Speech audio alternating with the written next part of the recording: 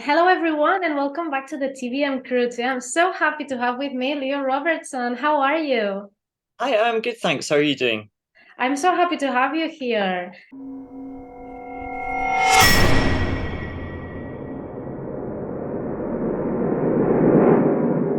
You are an author and filmmaker. Yeah, that's right. Yep. Yes. Latest book is Jesus of Scumberger with Yes. Planet Bizarro Press. Yes. Uh, Latest film is Mr. Sleepy. It's sent off to festivals, but I've got another film called Burnt Portraits, which should be out and available to watch in May. All Yes. goes well. That's awesome. And how do you handle both worlds, writing and filmmaking? Good question. I think the your relationship to them changes with time. Like right now, I'm making a film where all the costumes and props we've actually bought for once. I mean, up until now, I've always just worked with what I had and written around that. So I think you get an appreciation for when you're writing that you can write whatever the hell you want and there's no budget, Mm-hmm. right? So it encourages you to really flesh out the details of your writing more because it's a privilege of writing that you get to do that for free. Yeah. Um, Yes. Whereas in filmmaking, I'm much more likely to make compromises because the characters in my head don't look like real people. They don't look like the locations, but whatever, if it takes place in a bar, people will get the point. Yes. And what kind of horror do you work with? um, I think almost always psychological and some sort of, there's been some body horror as well, but I think it's mostly just I think whatever genre I'm going for, I'm always kind of going to express myself and to try and develop compassion. I mean, even though my writing is very Mhm. can be violent, horrific, horrible, but the point is always, do you feel like this? Do you relate to this? Um, so it's always in the aim of connection, even at its most horrible. Yeah. Mm. Yes, well, actually, psychological horror is way more scary, so to speak, because slasher is fun, but it's what you say, you can relate to it. That's what's really scary. The image that comes to your mind from something you've seen when you're alone at home, that's a good one. Yes. Yeah, you're Mm. absolutely right. Sorry, did you have a question? No, no, no, no. Go on, go on. Oh yeah, sure. No, I was going to say that yeah, I think that's part of the interesting divide of horror is that part of it is fun escapism and part of it is delving into something real. Yes.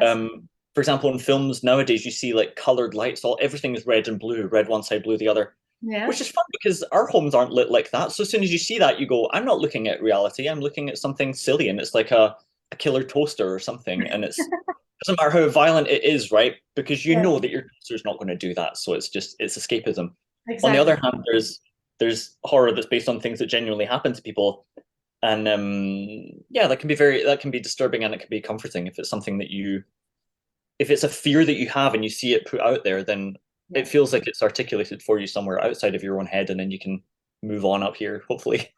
Yes, actually, there are images that stick with us forever, that you never forget about them.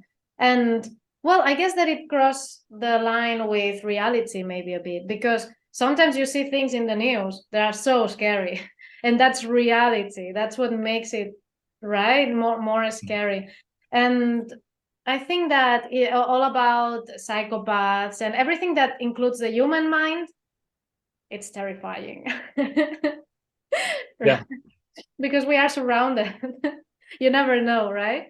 Are you, when you say psychological horror, and do you also mean like paranormal, or do you mean more kind of There can be surreal elements sometimes. okay. That really depends on. I mean, well, Jesus of Scumberg is a book that's coming out soon, and that one's very surreal because it was Yeah. based in part of my research into G.G. Allen, who, Uh-huh. I mean, I read essays that he'd written. I'd listened to interviews with him, and it's like I don't know what this guy's saying, whether or not. I mean, I know something horrible has happened to this guy, but I don't know how much to believe him. I don't know which details are true. He says a lot of surreal things that aren't possible. I mean, I'm not even going to repeat here because Yeah. I want it to be for a general audience, but he says a lot of things about things that he's experienced that are not possible. But Yeah. he says them as if they are true. And so I wanted to go into somebody's mindset. In that case, it was justified to be surreal because his experience of life, I think, was surreal. and somehow lift from reality. Yeah. But something that can be in my films, because like I say, I don't operate with big budgets or anything. Then I go for the horror of what is very real, because it's something terrible, but it's happening in a place that looks like Yeah. a bar that you've been to. It looks like it's happening to people that you know, and it's just an average day in a standard looking city, and that's even more. That's definitely more terrifying to me. Yes, actually, it's interesting what you say about things that cannot have happened.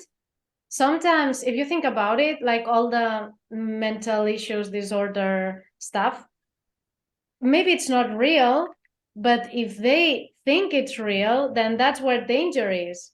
Like it's like when, I don't know, when you go to the doctor and they say, no, that's all in your mind. I mean, you're not feeling bad. And you think, okay, but what do? I still have the problem, even if it's in my mind, it's still with me. So I think that kind of horror, that's why it's terrifying. Like psychopaths and people like that they really feel they are doing it for a reason. They might have a legit reason to do that. Like in Criminal Minds, that they all have a crazy mom. And when they tell you the story, you feel awful for the psychopath. And you think, like, okay, I kind of understand this guy.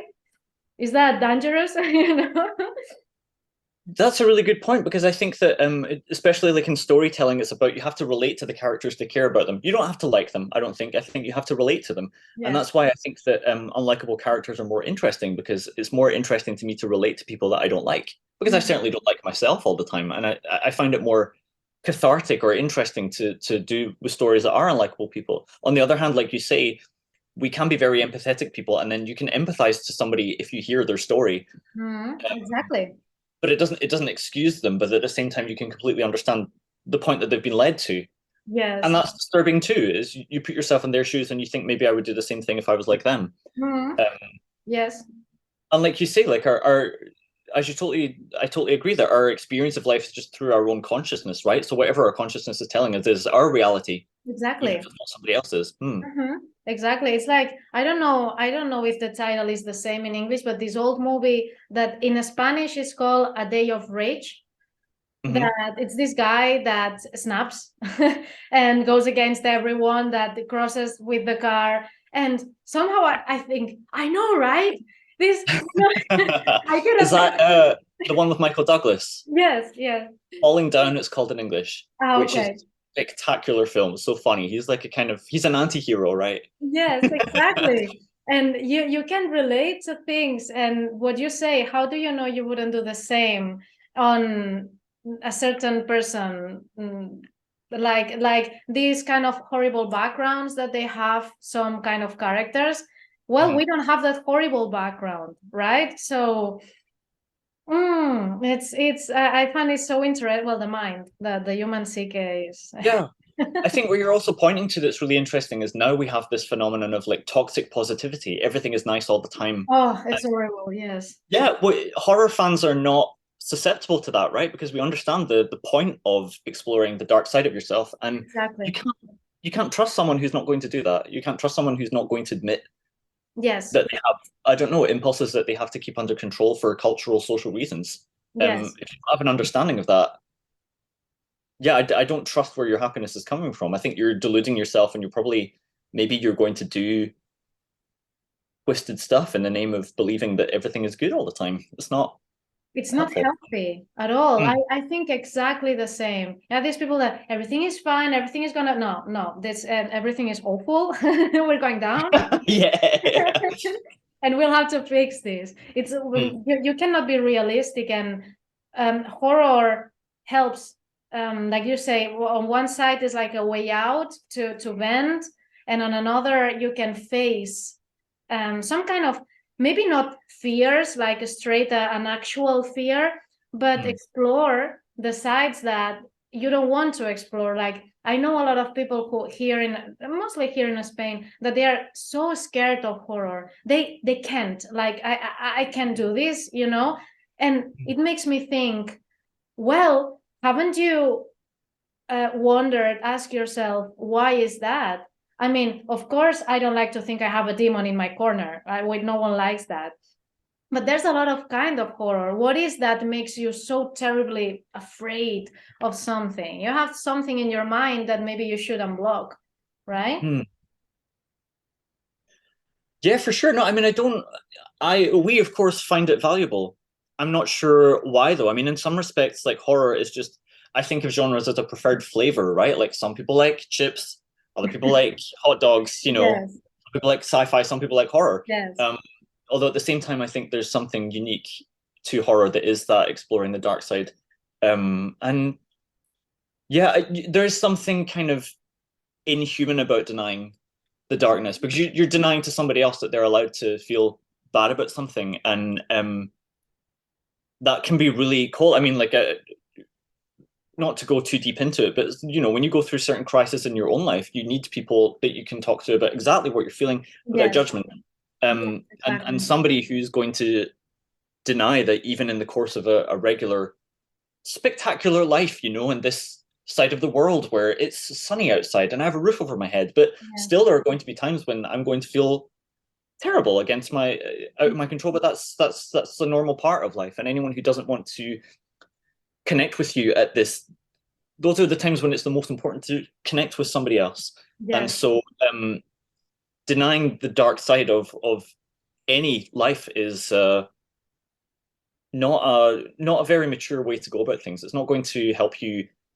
develop very lasting relationships. And I don't know how it is with you and your horror community, but that's why the horror community has such great connections, I think. yes, yes, Look at this horrible thing we experienced together, you relate? Yeah.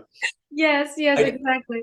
I definitely think that horror fans are like they're Yes, the best community ever. So open, kind to, and like to horror of all kinds as well. You can be a totally new self-published author and somebody will be like, cool, I'll read it. Yeah, great job. You're part of this.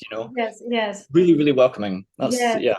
Yes, I think exactly. I think that also the horror community is so embracing because everyone can show themselves the way they are. You don't need to be perfect. You don't need to be. It seems that other genres, like I don't know, fantasy, like no one get offended. I love you all, okay?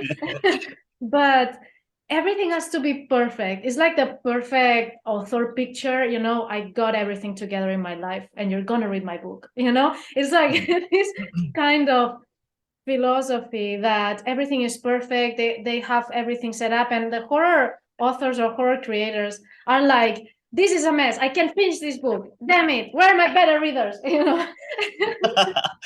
Mm. It's so organic. It's so natural that I think that everyone feels comfortable. I don't know. It's a feeling I have. That's a really good point. I don't think anyone ever questions why you write horror in the same way you might write fantasy or and particularly sci-fi or those genres where you feel like you have some people think they have a moral obligation to demonstrate a future that looks like this or Yes, tell a story that looks like that. There isn't. I mean, of course, there's important discussions about getting diverse voices out there for sure, but at the same time, there's no kind of need to justify writing horror in the same way as there might be. There feels like there's a lot of homework to do if you're going to get into fantasy, which is what you're saying, or sci-fi. You don't want to be repeating the same ideas that someone else has done. exactly. Um, but horror, being so personal, being so visceral, you can quickly make something that connects with people, I guess, through horror more Yes, easily. yes, absolutely. Like and the problem that we have on social media that horror is censored a lot of times. Hmm. I think that I don't. I mean, that's a delay on the mindset terribly because, for example, I think that in fantasy or things like that, like epic fantasy, this kind of, that there are millions of people obsessed with it. I think that that can be way worse for your mental health if you're not all in there, like you don't have your things together in your mind, you need some furniture in there. um is like the fantasy takes you out of reality to a dangerous point. Hmm. Like there are people out there thinking they are wizards or trolls Hmm. or Hmm. or that they got a ring. And it's wow, there's and they horror is the one that is censored and that it's rated and is But then I think that fantasy can be even more dangerous for taking people out. Horror says, look, do you see your fears? Boom, on your face, you know? And fantasy is like, no, nothing exists. There's a world behind your wardrobe, you know? Oh yeah, yeah. And you know, I'll say I think it's very American, or at least it makes a lot of money in America, these kind of narratives. I remember visiting a friend in the US, and there wasn't much to do around there other than go to the cinema. So we would go to the cinema all the time and watch, like, if you do good, good things will come to you. And there's a good guy and there's a bad guy, and that's clear. And the Yeah. good guy will win if he puts enough work in. I felt ill Yeah. hearing the message over and over. I was like, this is really, really unhealthy, it felt to me. Yeah. So yeah, I guess everyone has a percentage of escapism that they can tolerate, and Yeah. that relates to the things going on in their life that they should either escape from or deal with. Yes. And that's a tough balance. But yeah, definitely I think that, yeah, if you go into watching a horror film, I don't know. I mean, you could go into it for, or like reading a horror book, you could go into it for all kinds of reasons. Maybe you do go into it for escapism. Maybe you do go into it to face fears. Maybe you don't know why you go into something and you come away with it Yeah. from it without even knowing how to process what it's done to you. It's so kind of, it's intangible, I guess. Yes. And also I think that the same movie, you go with different people to watch it, everyone is going to find a different horrifying thing in the movie. You know, like, and there's so many shades and so many different aspects that can hit on you because, as you say, you relate to something, to a feeling, to a memory, that I don't know, one will be scared because of the mask, the other because of the psychological thing, and then we'll with one saying, what is that vomit made of? It seems so real, you know? Yeah, technical minded people. That actually it's what made the movies of the 80s so cool, right? That it wasn't only the fun of the movie, but it's like, how is that done? How did they do that? It's something that we've lost with technology. That's true. Yeah, I mean, there's some short film people I know who are very particular about making sure they use practical effects. Yes. But even then, it's very, like, impressive practical effects. It's not like, I don't know, those trauma films that used to smash like watermelons to be a person's head. There's something romantic about that for sure. Yes, absolutely. Yes, Mhm. yes, or the you can see the work behind how they put the camera, or you see something, that's a guy holding something in front of the camera, or it's raining and there's someone with a hose outside. I That think that even wasn't there. It was like a meme almost that this one production company had crashed a car and blown it up once, and it cost them so much that they just kept writing it into every other film. Just the same car would crash, and then people loved that. They were like, "Hey, when's it going to appear? yes, The absolutely. same car crash again?" Hmm. Yeah, I think that and as an indie filmmaker, for sure, I Yes. know that I've been embraced more quickly within the horror community, exactly because they know that um well, I mean, I have a day job, but I haven't made money from my films yet. But people know that I'm making films because I want to express myself through film, and so they embrace that. They want to see what I'm saying and why. Mhm. And horror writing and horror filmmaking has always been like the first entry point to me. So I like writing in lots of different genres, but I will always come back to horror. For that community, they're more open to experimentation as well. I mean, like now, um, Absolutely. everyone's going nuts over A24 films and how random is the next imagery going to be in the next one. They can't wait to see how weird it Yes, gets. they're going Um, for everything. yeah, yeah, for Yeah. sure, for sure, yeah. Mm. Absolutely, yes. Actually, I think that one of the problem with the bigger screens, in my opinion, I think that they sugarcoat horror so they get to a wider audience. Because if horror is lighter, Mhm. they can get the thriller community, the ouch. That's Maria. Sorry, she's insisting on coming up. To scare you there. I just saw Let's. the tail. She clearly wants to be part of the podcast. Here she is. Oh, Off you here you go. go. Then Insisting. I think that they do because of there's no meaning in horror in the big screen anymore. It's just about the money, I guess, and getting to a wider audience. And that's why I think that the indie filmmakers that I work with, many of them, now you have a lot to say. It's your era. It's a starting because the community, the horror community wants true horror back, and you cannot find that in regular movies. I mean, I can remember the last time I watched a big screen movie that I really scared me. I mean, it can be nice, but nothing else. And instead, the screeners that filmmakers send me, I'm like, oh, like, what's that? What did I just watch? It's my main thought when I watch indie films, you know? So I think it's only a matter of time that all the system, all the industry makes a click, and distributors and marketers and all of that realize about this, which it's not rocket science, but let's give them time. And I think that you will have a huge market once it's easy for you to distribute your films, because we're tired of the bubbly thing in the films. Like, Yeah. I don't know if you've watched anything relatively new that you like.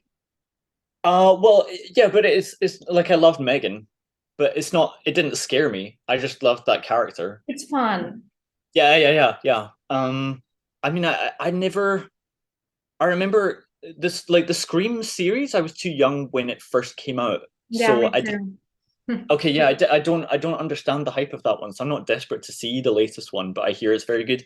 What was that one with the? Was it just called The Cheerleader or something that was on Netflix? No, The Babysitter. The Babysitter. Ah, okay, okay. With Yes. the cult babysit. That was brilliant. That was great fun. But like, Mhm. yeah, like you say, fun. The films that scare me, I suppose, are quite big indie ones, like The Invitation, Mhm.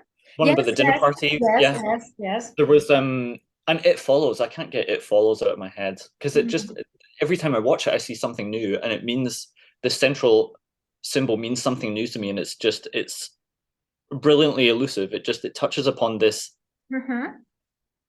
dread that you can't quite understand that's always back there, you know? Mhm. Um, Yes. I think that the last big one I watched was a Smile. That like this I don't biggest even screen. remember it. I watched it too, but I can't tell you what Yes, happened. it's. I mean, it's better than the average big film ones, but still, there was one thing that failed to me in this one. The first thing is that in the trailer, they put all the good stuff in the trailer, Hmm. and then there's nothing left in the movie. I hate that. Very common practice. Very common practice. Yeah. Yes, because and I don't get it, because I understand that they want you to watch it, but if you get out of the movie without a bad impression, I mean, they got your ticket money, but you're not coming back. Maybe you won't come back to the same director. I don't get very well the strategy of doing Well, they that. don't care. They don't care. It's an algorithm, isn't it? And they plug in these little things that they know make money. They make the money and then they leave because it's all about box office weekend results. Yeah. And as we know, as you're obviously a fan of horror for decades, the Hmm. lastability of a film or the long tail that film has after it's been Yeah. made is completely disregarded because that's the secondary to how much money you can make through hype. Mhm. Um, and I'm fascinated by it. Like even I just bought a place and I bought a new apartment and when I was visiting there as well, they were like, oh, they make sure to get everyone to come visit it at the same time, and they go, oh, there were 40 of you today. It's going to be a tough bidding round and everything because they know it's going to push the house price up.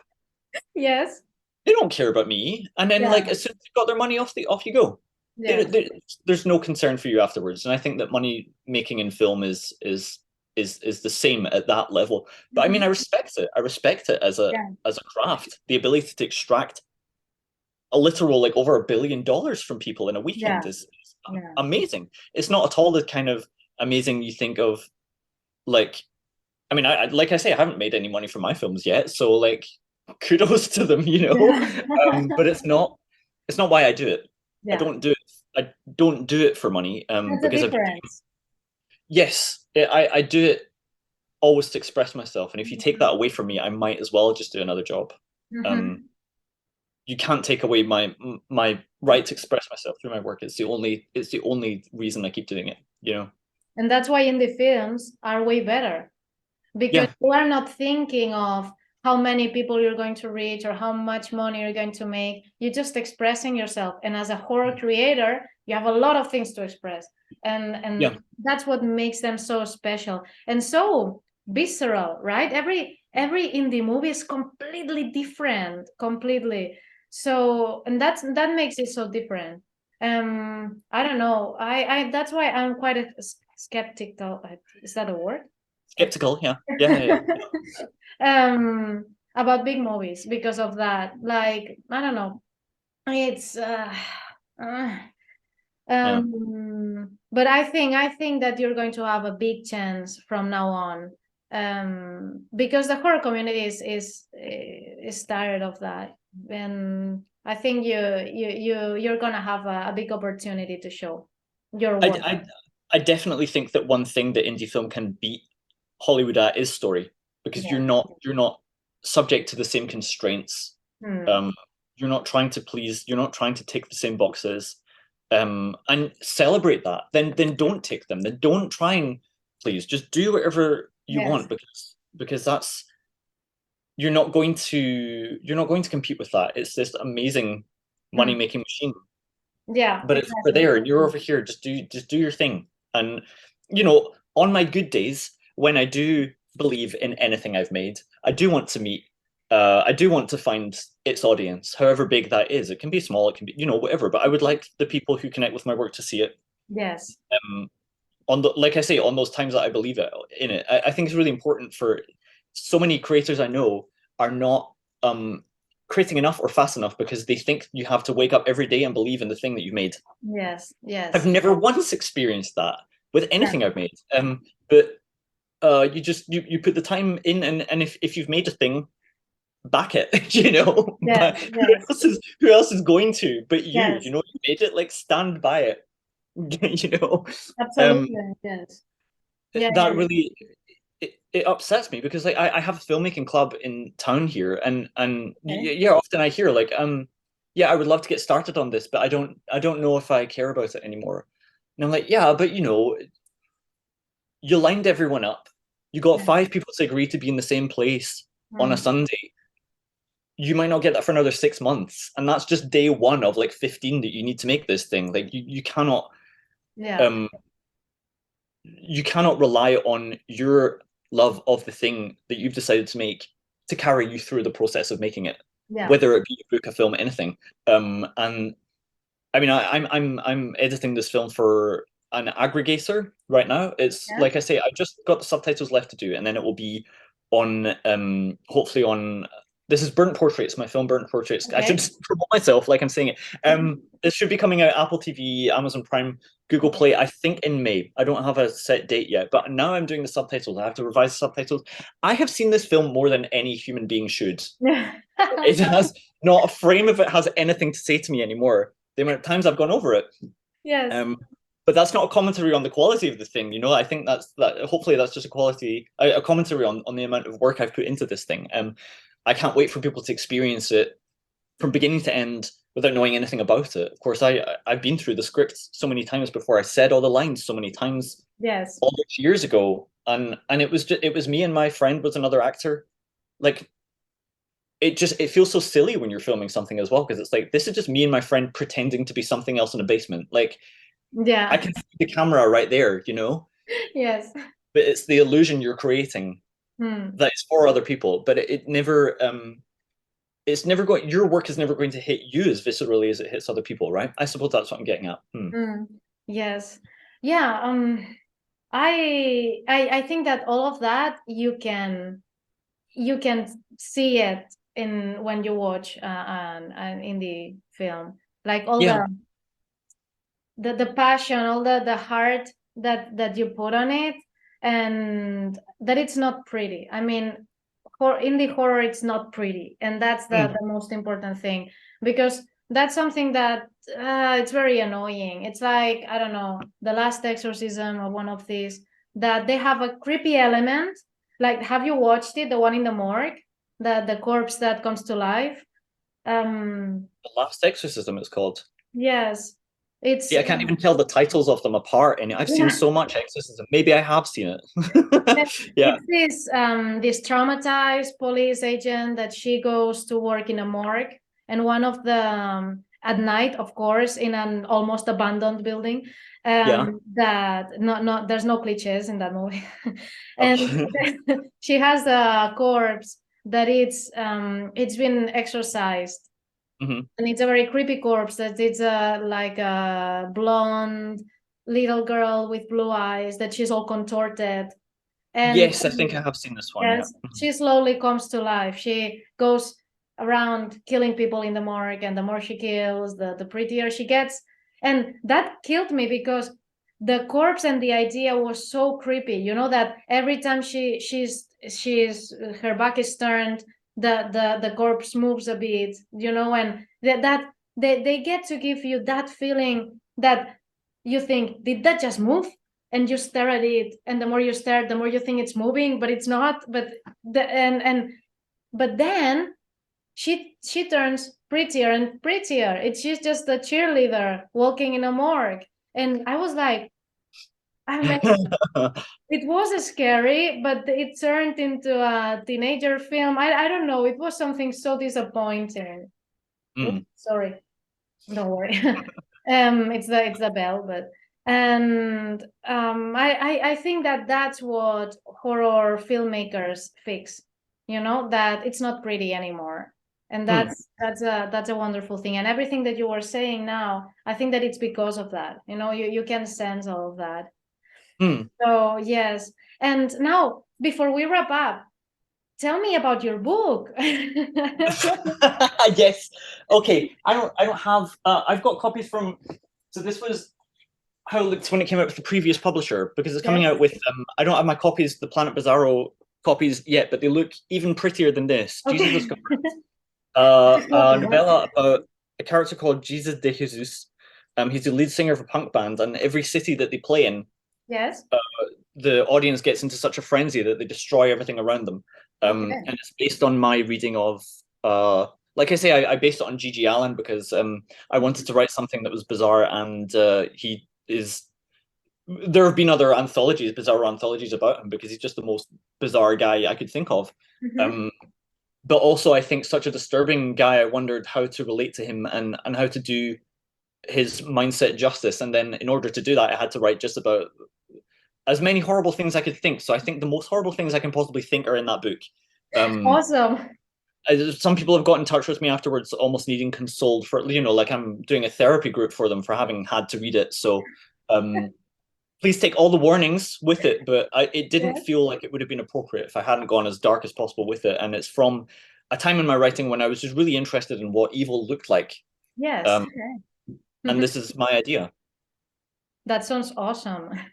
I will link everything below so everyone can check it out. Okay. Yeah. And then how can the readers find you? Where do we find you?